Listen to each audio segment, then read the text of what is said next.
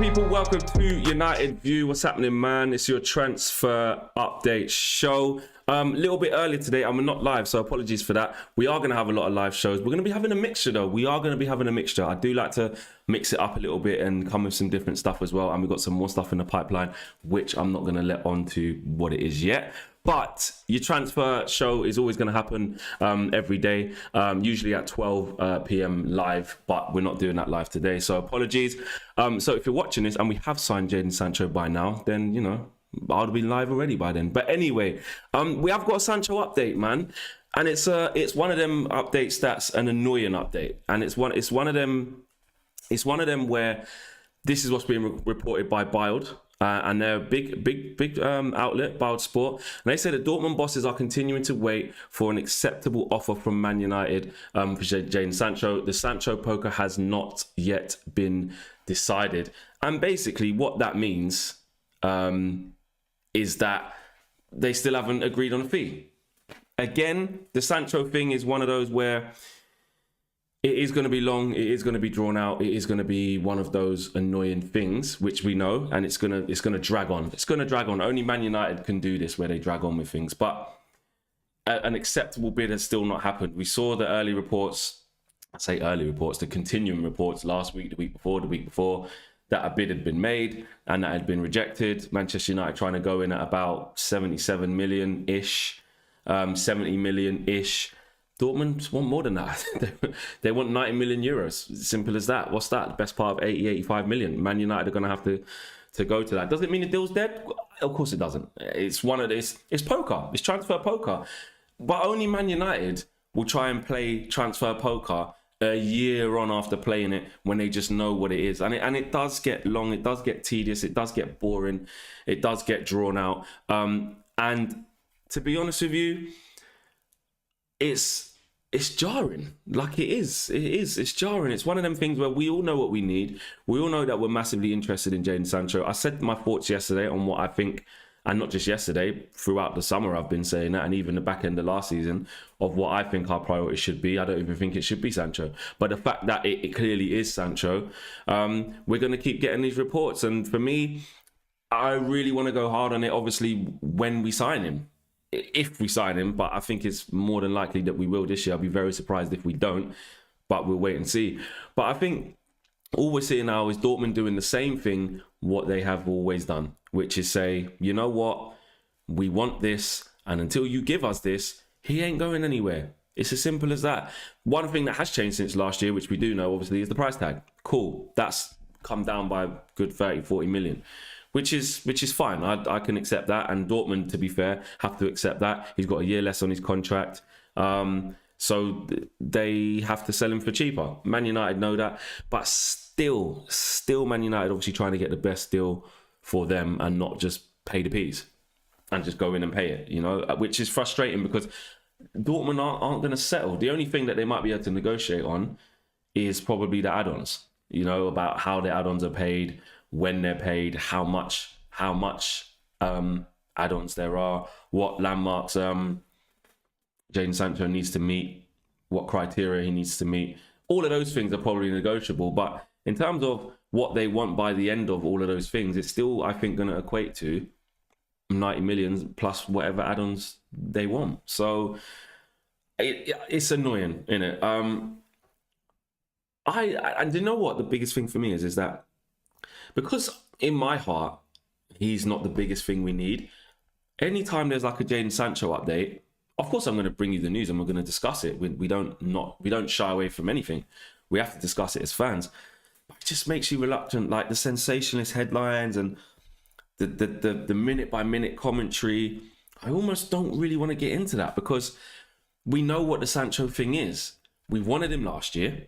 He didn't come. We didn't want to pay the money. We tried to bluff Dortmund in a poker game and we lost. We showed our hand and we lost. It was a shit hand. We lost. We waited a year. We've reignited negotiations. We know that all the stuff between the player and us and his camp is fine.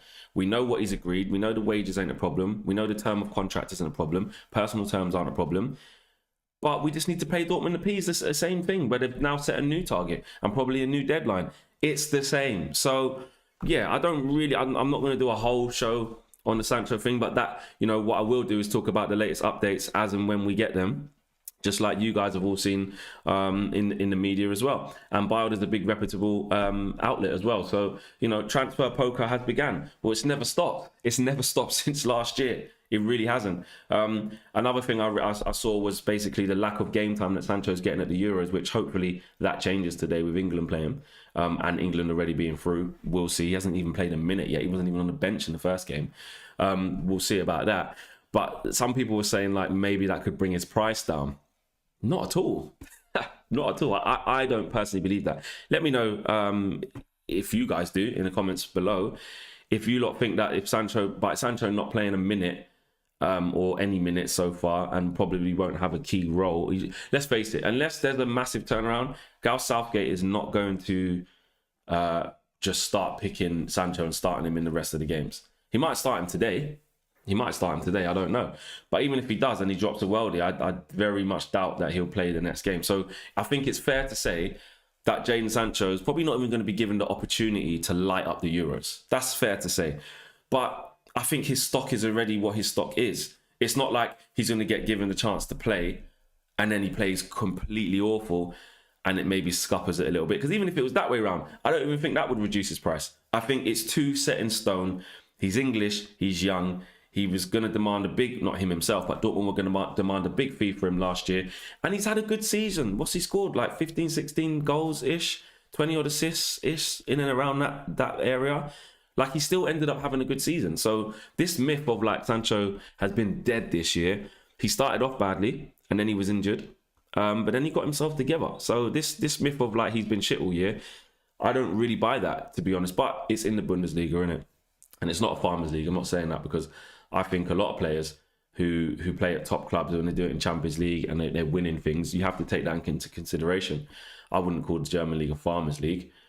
It's like we have this arrogance of the Premier League that any league that a player plays in just ain't as good as ours. When our league ain't even the best, in my opinion. I think it might be the best contested, but if you really deep it, City ran away with the league this year. It wasn't even close. Liverpool ran away with it last year. It wasn't even close. The year before that, fair play to City and Liverpool, that was close. The year before that was what? Who? City again? Wasn't close. Do you know what I mean? The year we come second to City under Chelsea, wasn't close. Under Jose, wasn't close. So when you deep it, although at the beginning of the season, we're like, yeah, there's like 5-6 teams who could win the Prem. There ain't really 5-6 teams who could win the Prem. Do you know what I mean? There isn't.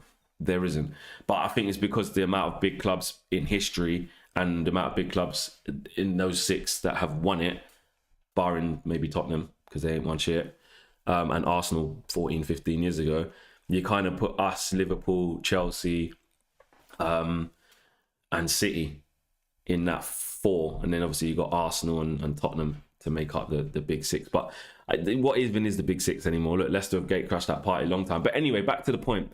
So to use that to beat Sancho with a stick, I don't see that happening. So back to the price point, which is what my point was. I can't see that price being any less just because he doesn't play. Even if he was playing. Likewise, even if he played and played really well, I don't think it would go up, especially with how complex this deal is and Dortmund just setting their stalls out. The price is going to be the price, whether he plays good, bad, or indifferent. So I don't think that, I was reading some people sort of like talking about that online, and I thought actually my take on that is I don't think it makes a difference. I think Sancho's price will be what Sancho's price will be, regardless of whether Southgate plays him or not. And we'll wait to see if he does play. On that, just real quickly, Southgate's got to mix it up today. Like, this ain't a Euro show, but we'll talk a little bit about it. He's got to. Like, we're guaranteed to go through because of the results that happened. I haven't even worked out how. I just know that we're through. Yeah, official England have put it out. We're through. So that's fine. Even if we lose, basically. If you've got that freedom, just switch up the whole thing. Play Sancho on the right. Grealish on the left. He's going to start Kane, which he's already said. All right, cool. I would have just gone with Calvert-Lewin. Number 10, maybe play Foden or Mount again. All right, cool. Play Bellingham from the start. Why not? What have you got to lose with one of Phillips or Rice? Maybe even give Henderson a run out if you want to use him in the latter stages, which I'm not sure that's the right thing, considering he hasn't played for so long. But if you want to give him a run out, get Harry Maguire some game time. Maybe give Chilwell a game. Get Trippier back at right back or Walker. Just change it up. There's no reason why you can't do it. Do you know what I mean? Maybe give Rashford a start, but not up front. So yeah, Gareth Southgate's got to do that now that we're through. But yeah, if you're just joining us, Jadon Sancho, the transfer poker / roulette continues, and Dortmund are waiting for an acceptable bid. The second thing I wanted to talk about was the Daily Mirror reported that. And we spoke about this yesterday where you guys were asking me in the super chat, would I swap Pogba for Varane? And the Mirror have reported that earlier today that Manchester United have actually tried to do that, and Real Madrid have rejected that, you know, and that's what's interesting. They've rejected that. Here's a little piece from that. I'll read you some quotes from the article. And it says that Manchester United's hopes of making Rafa Varane their marquee signing have received a major blow. Also because PSG have joined the race for him as well. And Real Madrid have billed him as the ideal partner for Harry Maguire. Man United, sorry, have. And he's been on the Red Devils' radar for many years. And they also sort of say that there was a swap deal that Real Madrid have rejected. Look, I was saying yesterday with the Pogba swap deal for Varane that, like, it technically makes sense, yeah, for the two teams. It probably more for Real Madrid because Varane isn't signing a new deal. Well, actually, Pogba's not signing a new deal as it stands. So technically, we've got two players who arguably, it's different with Paul Pogba because he hasn't actually definitely come out and said, like, I'm not signing a deal and rejected an offer. So I have to use my words wisely with that. I'm not going to start making up lies and rumours that Pogba has rejected a new deal. From what we see in reports, which is I can only report on what I see and what you guys see, that Pogba hasn't been offered a new contract yet, and they're going to start the negotiations after the Euros. That's what all the reports have been telling us. So, but we do have two similar issues in terms of potentially Pogba doesn't want to stay at Man United. We'll see, question mark. But Rafael Varane doesn't want to stay at Real Madrid. And Real Madrid want Paul Pogba. We definitely want Varane. So if Paul Pogba does decide that he doesn't want to stay here and he's not going to sign, Man United will have a decision to make. So I can see why potentially, it's a rumour, but I can see why that could be a thing, which is them trying to offer Varane for Pogba. I can see why. The only thing with it is like I said yesterday, of why I wouldn't do that personally, is because I'm thinking of the selfish side of me and the team. We are a better team with Paul Pogba in it. We are. We're a better team with Paul Pogba in it. And I think that we should be looking to try and have both. Why not? If we can, don't get me wrong. If Pogba rejects the deal, cool. Because the other contrasting report to that, which it was from the Sun, which was a really wild, but we'll talk about it. It was yesterday. I didn't want to cover it as a main story because of the source that it was, but it was out there that we're going to make him the highest paid player, 104 million contract over 4 years, 400 grand a week. If Pogba turns that down and says, I want to leave, then maybe you do have to look at Sancho, Varane for Pogba. Maybe you do. In my eyes, it's not ideal because I would like both, or I would like us to just pay the money of 50 million euros or whatever it is for Varane. Just pay that out of our own kitty and sell Pogba for whatever we're going to sell Pogba for and invest in the squad. That's what I think we should be doing. If we're a big club and we're moving as ruthless as I think we should be, or as I think the intentions of the club are, we should be saying, there's your 50 million for Varane. Don't get me wrong, PSG are now sniffing around, so he's got a decision to make. But it's out of our own money. We're not trying to swap an asset for an asset. And we should try and just get the deal done like that for cash, me personally. But if, like I said, it could all change if after the Euros, Man United offer Paul Pogba X, Y, and Z, and he says, no, I'm not signing it, I'll just go into my last year. Then Man United have to look at, well, all right, cool. We'll give you Paul Pogba and then and you give us Varane. Or Varane plus a little bit of money, because Varane's only worth, they're saying 50 million euros. Pogba's worth more than that. Do you know what I mean? Pogba's worth, I mean, 50 million euros is the best part of what, 45 million pounds. Pogba's worth 60 million pounds, between 60 and 70 million pounds in the last year of his contract, in my opinion. Not going to get 80 or 90. Obviously, the 90 we paid for him, we're never going to get. Don't think you can get 80. I think 70 is a fair deal. Between 60 and 70, I'll be happy with. So it's whether we say to them, give us Varane plus 20 million, you can have Pogba. Pogba wants to go to you. He's your next Galactico. He's always wanted to go there. then maybe that's not too bad. That's best worst case scenario. Do you know what I mean? Worst case scenario is we don't get Varane and Pogba leaves anyway. That for me is the worst case scenario. But the best worst case scenario for me would be that they really want him. If we have to lose Pogba, for me personally, we definitely can't lose him on a free. If Pogba leaves this club on a free transfer, I will be not devastated, but I'll be disgusted. I'll be disgusted. We can't afford for that to happen. We can't, because he's too much of a commodity, and we've got too much things to fix in our squad. Plus, if you add him leaving to that, which could happen, looks likely. If you add Pogba leaving to that list, he needs replacing. I know Donny's there, but let's face it. Are we going to change the way we play and have an emphasis on Donny being the main central midfielder or main attacking midfielder to replace Paul Pogba? Never going to happen. I'll be surprised if, maybe because of the deals that we got to get done, to be fair, I don't think Donny will get sold, but I'll be surprised if it's much different for Donny next year. Do you know what I mean? So if Pogba leaves, we need to replace him, and to do that, we need a good transfer fee for him. So we cannot let him go for free at all. I'll be absolutely fuming about that. So that's the latest on that. Rumours that there was a Pogba Varane deal that was a swap deal that's been rejected, and now we're hearing that PSG are now sniffing around Varane as well, which could put our move for him in doubt. And again, like we touched on yesterday, the Pau Torres links are increasing. So like I said yesterday, who knows which way it's going to go. I do think the Varane deal will probably be the most difficult out of all of them. I don't think Ramos is going to come to us. I touched on that yesterday, and I said the reasons why, and I still stand by that. I do think his destination will probably be PSG. But if he does go to PSG, I can't see how Varane goes there as well. Who would that be? That'll be Varane, Marquinhos, Kimpembe. What, are they just going to start playing a 5 at the back all of a sudden? 3 centre-halves and 2 wing-backs? I don't think they need all of them. Do you know what I mean? So that's why I really want Varane to almost hurry up and go to PSG, because then I think a PSG with obviously Varane being French, you look at that and it gives that little feel of he could go there. You know, they're going to offer a lot of money. He's obviously turned down a 2-year extension at Real Madrid, probably looking for a longer contract plus more money. PSG definitely can do that, and obviously the French connection.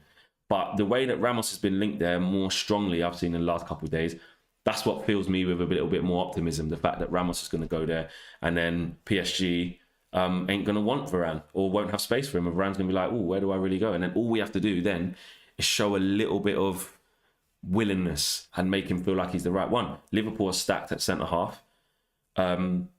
Chelsea got Marquinhos. They've got Thiago Silva as the experienced defender. Do they need another proper strong centre-half? With the 3 at the back, Azpilicueta's playing there. They might get Hakimi. Reece James might play right centre-half instead. Still got Rudiger. He said he's going to stay, so I don't see them spending big or getting a significant centre-half this year. And then that leaves us. You know what I mean? Tottenham ain't going to get Varane. Arsenal ain't going to get Varane. And City are stacked. Absolutely stacked. Laporte can't even get a game. They definitely don't need a centre-half. So then it's just abroad. And he's leaving Real Madrid. He's not going to go Atletico. I can't see him going to Bayern. Bayern just got, what's his face? Not Konate. Upamecano. Spent on him. Juventus. Can't see that. So, you know, it looks like we might have a free hit at Varane if Ramos hurries his ass up and goes to PSG. I'm all there for that. And we also touched on earlier in the show at the beginning about Sancho. Basically, the roulette continues, the poker faces continue, and that Dortmund are waiting for a considerable offer. Last thing I want to talk about today real quick, guys, is Solskjaer's big dilemma, but the importance of this transfer window for Solskjaer. There was an article in the Manchester Evening News that was basically saying that, you know, Pogba Solskjaer's been really safe up until now. You know, he's made decent progress.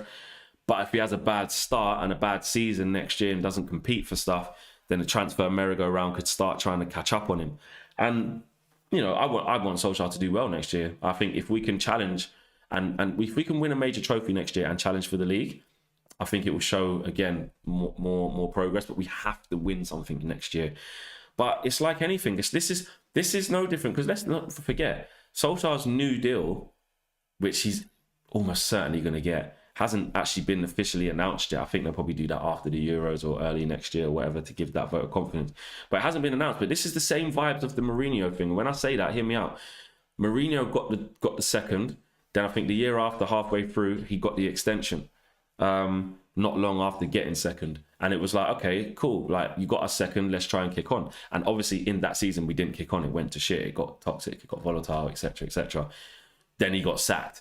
Like, if it goes real south and we don't get a good start and we're way off the pace and we don't look like we're making any progress, you know, the hounds will be out again. Do you know what I mean? The hounds will be out again. Not winning that Europa League was a big thing. It really was. I know we finished second and eventually you could kind of say we had a good season, which, you know, we kind of did. But that was the icing on top of the cake. But what we do know is that this is why Solskjaer, I think, has my backing anyway for next year. Don't get me wrong, I'm extremely disappointed with a lot of stuff, and I learned a lot watching him in that final when he was reluctant to make the changes and didn't really know whether he was coming or going, and showed that tactical naivety, of course, and those things he's got to learn. But the biggest reason of why I'm willing to kind of be a bit more patient going into next year, one is because I have to, because he's going to get the deal, but two is because actually I can still see the holes in the side. If he gets a centre-back, if he gets a CDM and he gets Sancho, which it looks like he's going to get, it's all on you, Ollie. It's all on Ollie. Do you know what I mean? Even coming to this point, even with this squad, don't get me wrong, I know you can say it's a bit unrealistic to expect him to do much better flex with that squad than second, which is actually a fair argument. Do you know what I mean? But he can win something with that squad. He can win the FA Cup. Why not? He nearly did. Got to the quarterfinals and lost against Leicester. Got to the semi-finals the year before. We got to the final of the Europa League last year. I'm not saying we want to be in the final again because we're in the Champions League this year, but there's no reason why you can't go deep into it. The Spanish teams don't look that good at the moment. Bayern are going for a bit of a transition. I looked at to the point where I looked at the Champions League this season, and I know it's levels, and I know clearly we couldn't even beat Villarreal. So where am I going with this? But hear me out. I just looked at the quality of it, and certain teams going through transitions, and Bayern had all those injuries when they played PSG. Then when PSG came up short against who was it? Man City. I just looked at it, and when Chelsea just quietly went about their business, and I just thought we could have probably gone deep into this. On our day. We might have gone deep into this, which was frustrating. But for one reason or another, well, we're not good enough. To be fair, with how it ended, we wasn't good enough. But I just think with the right players, Ollie's then got a clear path to say, right, it's now on you. And that's why I think this transfer window is so important, which is why, like I said yesterday, I'm pleased. I'm really happy that we are talking about centre-backs, because amongst all this Jadon Sancho hype and all this Jadon Sancho stuff, I like the fact that there's noises, a lot of noises coming out about a centre-half. I like that. And I'm reading that there's a lot of intention from Man United to get this summer right, especially after the shit show that happened with the Super League and stuff like that. They want to try and appease us. Are they going to pull the wool over my eyes and your eyes? Of course not. We're not stupid. We have to wait and see what we end up with come the end of the transfer window. That's going to be the biggest telling point. Like, all of this is talks. It's bids. It's the transfer merry-go-round, which is Manchester United. It happens every summer. And, we talk about it as fans and we talk about hypotheticals. You look at Leicester just executing their deals. Bang, bang. Liverpool got a couple through already. Man City have made a £100 million bid for Kane. They're serious. They never make £100 million bids, and they made one. Daniel Levy is doing up get out vibes, but they're serious. Do you know what I'm saying? So and Chelsea will be the same. So after the Euros I'm not too critical now. There's stuff going on, but while the Euros is on, it's always difficult. As soon as them Euros finish on July the 11th, I think the final is. That's when we need to get busy. It would be nice to have at least Sancho, even though I don't think he's a priority, done by the end of the Euros, so that we can just crack on and do what we need to do, for me. So yeah. That's the transfer update for today, guys. Again, apologies, we're not live today, but got some family stuff on today. Very, very busy today. Got some bits to do. We'll be back live tomorrow at 12 p.m. Back to our usual time. I nearly said Eastern time now. I'm used to the stuff on Complex. And make sure you guys check out the stuff on Complex tomorrow. Actually, tomorrow, watch along. Is it Portugal, Germany? I think it is. Me and Alexis over at Complex, 7:30 p.m. Here's my American side, GMT. 2:30 p.m. Eastern time. If you're watching in America, check that out. And make sure you guys hit up United View socials as well, at United View TV on Instagram, at United View TV on Twitter as well, and get interacting. We've got the clips going up. Let us know what you guys are thinking. And again, a big thanks for everyone for watching. And I'm still getting all the messages of support as well, which is dope as well. So yeah, big up, man. And just to answer all your questions, some people have said, oh, when are you going to do more videos? When are you going to do this? When are you going to do that? Like I said, there's a lot more coming. We just wanted to get started and get interacting with you guys and building the community, which we've done. But there's a lot more coming up in the pipeline, and you guys are all going to be part of that, and you will know each time. We've got guests coming on. We've got some real good guests lined up as well, some good interviews lined up. And it's all going to come. It's all going to come. But right now, I'm just... Do you know what? I'll be honest.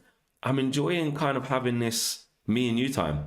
And that might sound a bit soppy, but just like my own thing with you guys. You know, I'm known for doing interviews. I'm known for collabing. I'm known for getting out there and doing this, that, and the other. All of that's going to be coming. Mark my words. But I'm enjoying this. You know, and there's a lot to talk about with the transfers day in, day out as well. And we all want the best for Man United. So yeah. Anyway, thanks for all the well wishes as well, and the haters too. Big up yourself. Love you guys even more. Peace.